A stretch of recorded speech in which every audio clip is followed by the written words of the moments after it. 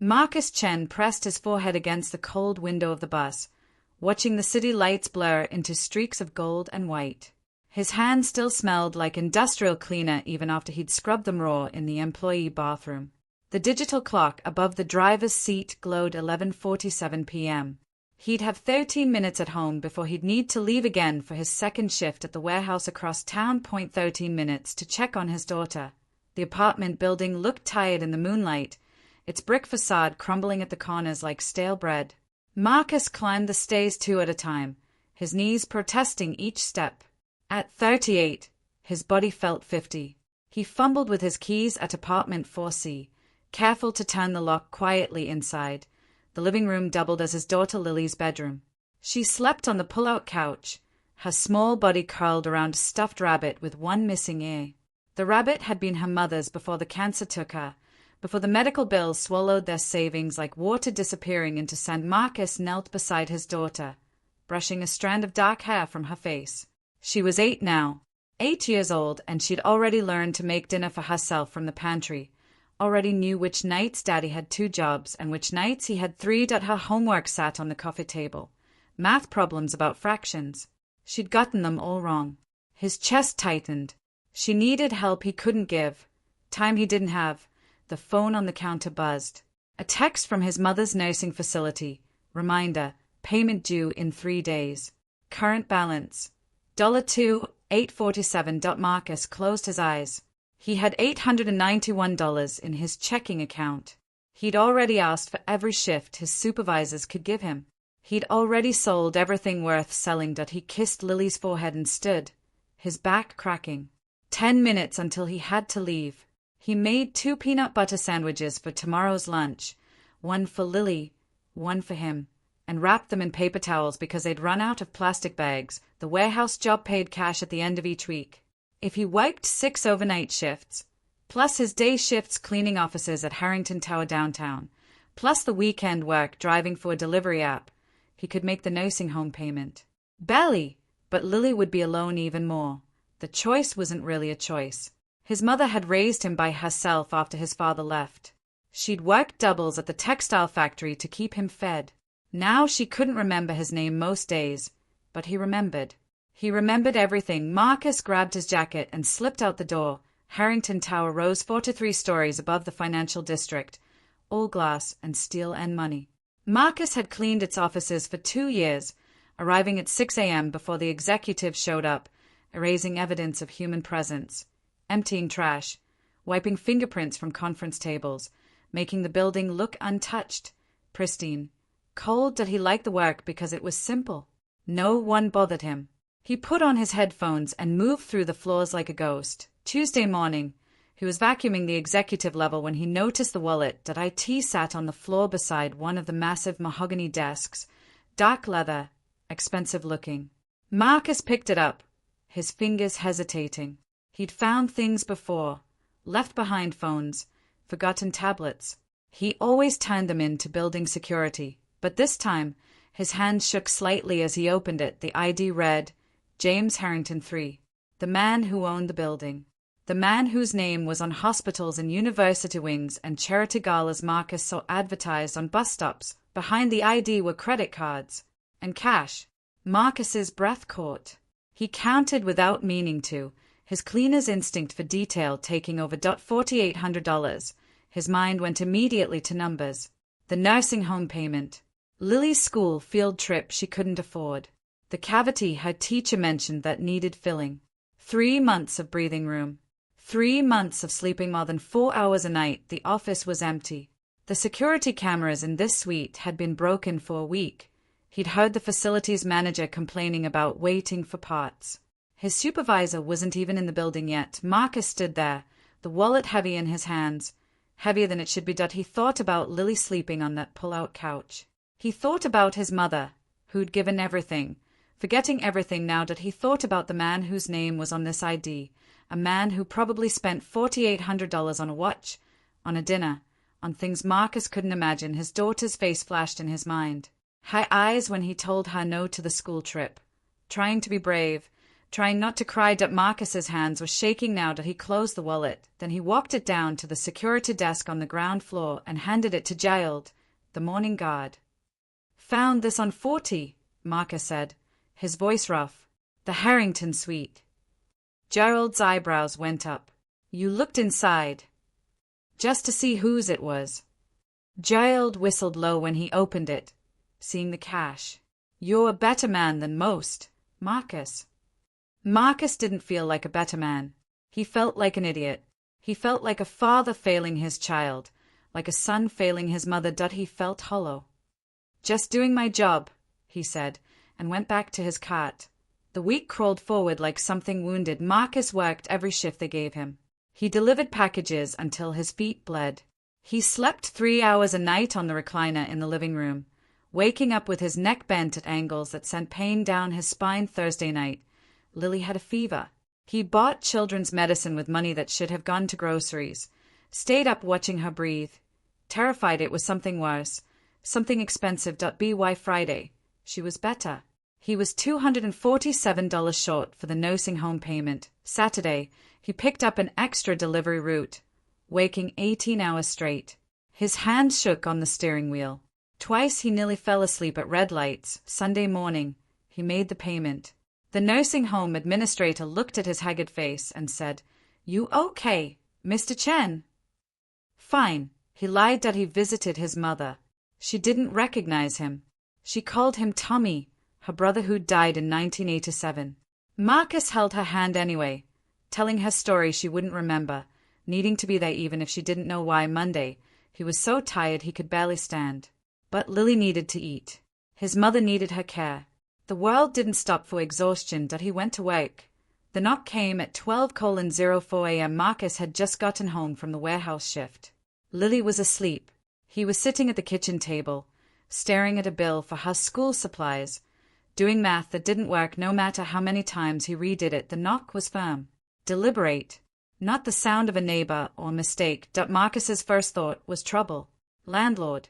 Police. Something wrong at his mother's facility. He opened the door with his heart hammering. The man standing in the hallway wore a suit that probably cost more than Marcus's car. He was in his 60s, silver-haired, with sharp eyes that looked like they'd seen every boardroom in America. Behind him stood a younger woman in professional attire, holding a leather folder. Marcus recognized the face from the ID in the wallet. James Harrington III. Mr. Chen, the billionaire said. Marcus's mouth went dry. Yes. May I come in? I promise this won't take long. Marcus stepped back, too stunned to refuse. His tiny apartment had never felt smaller.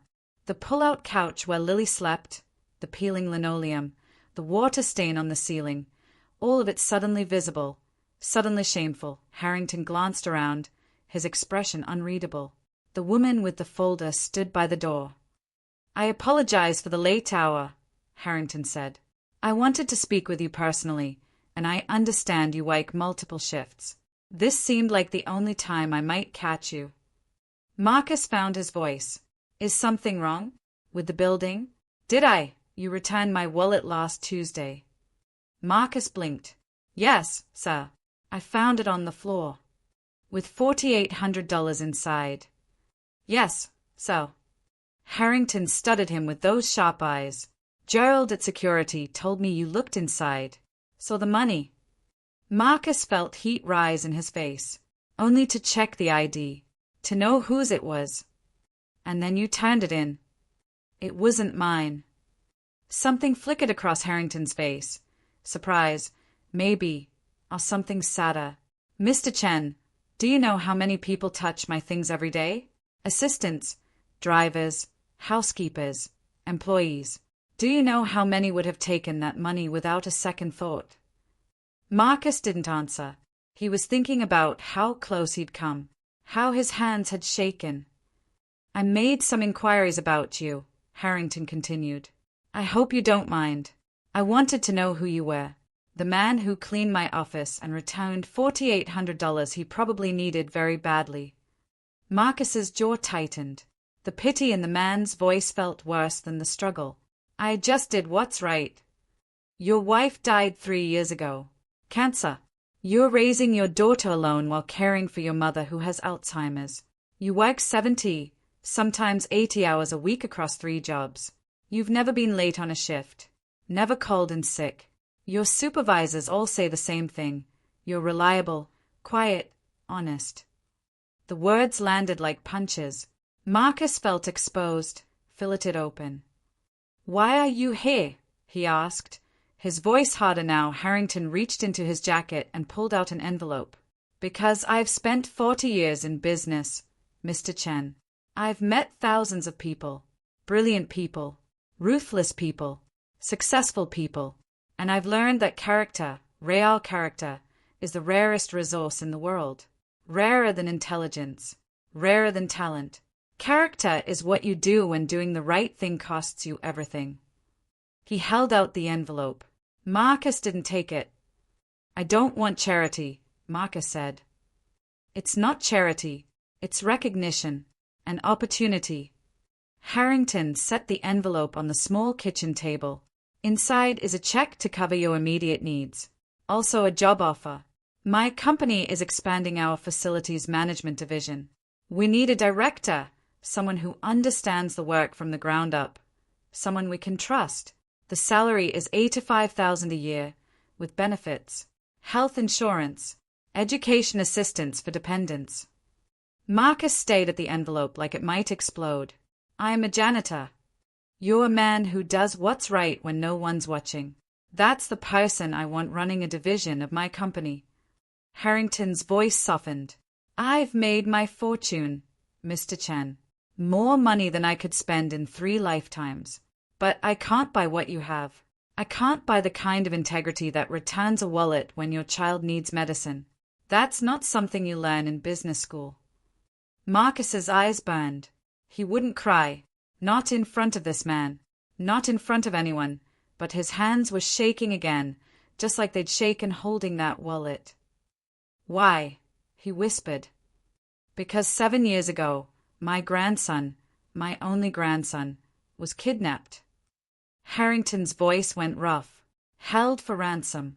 The FBI found him because one of the kidnappers had a crisis of conscience. A young man who'd made terrible choices but couldn't go through with hurting a child.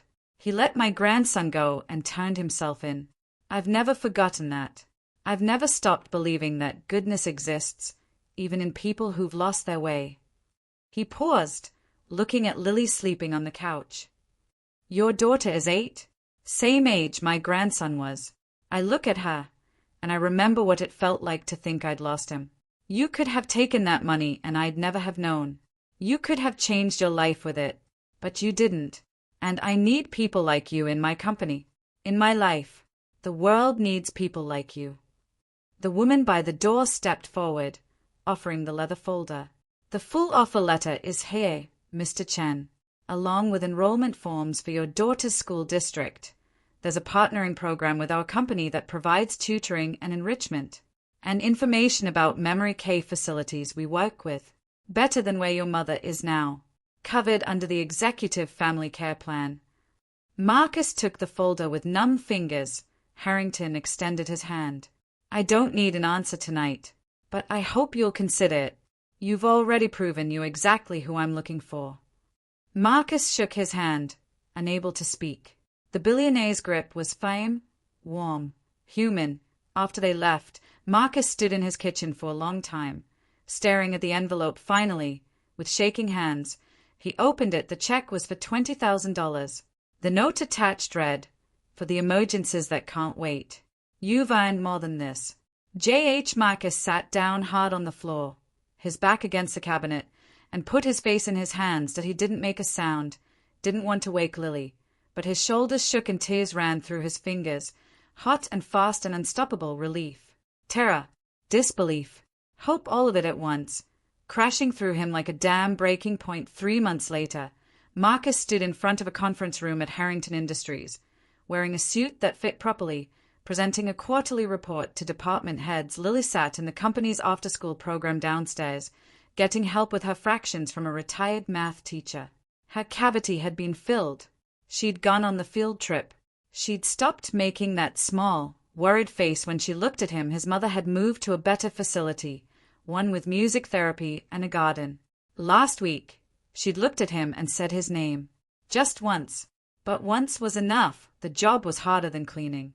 It required skills he had to learn, decisions he sometimes doubted. But Harrington had been right. He understood the work because he'd done it. He knew what the people on the ground needed because he'd been there, breaking his back on night shifts, invisible and essential, and he'd hired people like himself.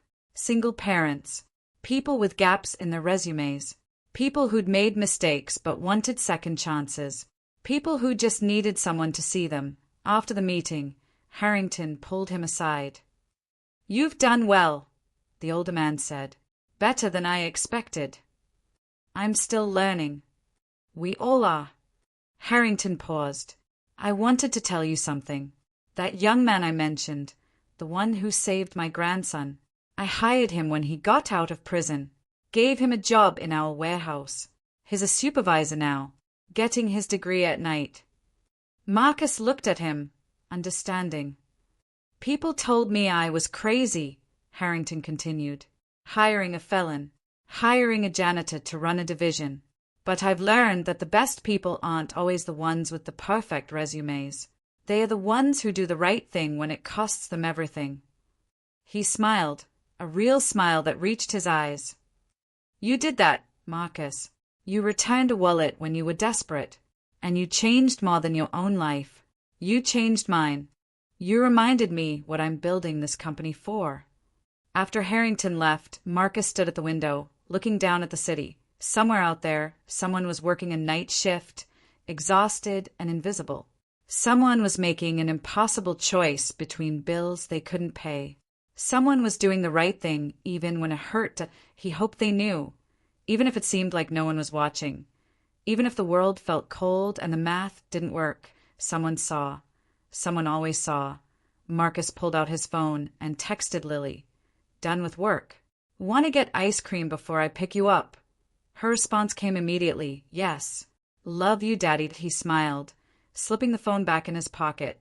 The wallet had held $4,800, but what he'd really found that morning was something worth so much more. He'd found proof that doing right still mattered. That character still counted. That the small, hard choices made by ordinary people could echo in ways they'd never see coming. And that sometimes, not always, but sometimes, the universe had a strange and beautiful way of keeping score. Marcus Chin had been just an employee, invisible in a gleaming tower, but he'd also been exactly what the world needed. A good man making a hard choice when no one was watching. And it turned out someone had been watching after all.